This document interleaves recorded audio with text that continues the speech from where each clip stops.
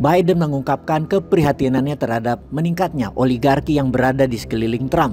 Oligarki adalah konsentrasi kekayaan yang hanya berada di tangan segelintir orang, di mana para taipan kaya dan berkuasa mengendalikan berbagai hal dari balik layar pemerintahan. Ini adalah peringatan yang wajar. Coba pikirkan berapa banyak uang yang masuk ke dalam putaran pemilihan presiden di Amerika, serta berapa besar pengaruh PAC atau Super PAC dalam menentukan hasil. PAC adalah kelompok lobi politik yang sangat kuat dan mengendalikan sistem melalui kekuatan finansial murni. Komite Aksi Politik merupakan organisasi bebas pajak yang mengumpulkan sumbangan kampanye dari para anggota. Mereka membiayai kampanye, melakukan serangan iklan, dan segala sesuatu di antaranya yang tentunya untuk menguntungkan kandidatnya. Tidak diragukan lagi uang memainkan peran yang sangat besar dalam politik Amerika dan berbagai bentuk negara demokrasi, sehingga orang kaya selalu memiliki pengaruh yang luar biasa besar. Biden tidak sepenuhnya salah mengenai hal ini, tapi agak ironis ketika dia mengatakan bahwa oligarki sedang terbentuk.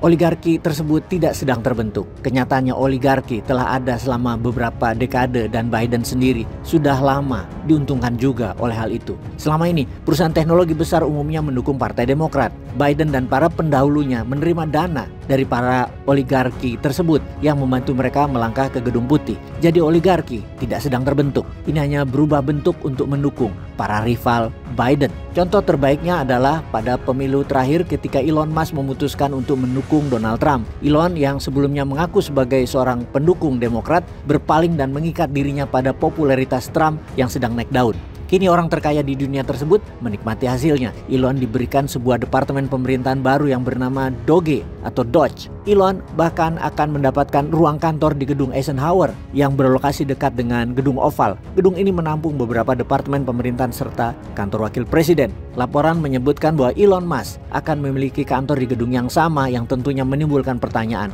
Bagaimanapun, Doge bukan badan pemerintah resmi atau setidaknya saat ini belum. Jadi keberadaan kantornya jelas tidak biasa. Tapi ini bukan momen yang menentukan dalam sejarah oligarki Amerika. Oligarki sebenarnya telah tercapai sejak lama ketika Presiden Amerika mengizinkan perusahaan minyak besar dan teknologi besar mengendalikan sistem melalui lobi-lobi terus-menerus. Dengan membahas oligarki dalam pidato perpisahannya, Biden tampak seperti orang yang lagi menelan pil pahit. Coba lihat beberapa hal lain yang ia katakan. Biden memegang kekuasaan tertinggi di dunia selama 4 tahun. Biden di ujung pemerintahannya sedang mencari data untuk meminta pertanggungjawaban perusahaan-perusahaan yang tidak mendukungnya itu. Biden pernah mengeluarkan pemikiran akan menaikkan pajak terhadap mereka. Bayangkan berapa banyak pajak yang telah dibayarkan Elon selama bertahun-tahun. Berapa banyak pajak yang telah dibayarkan Jeff Bezos. Jawabannya, keduanya hanya sedikit membayar pajak, bahkan nol. Cara orang kaya menghindar pajak, semua orang sudah tahu jurusnya. Pajak itu hanya buat rakyat kecil.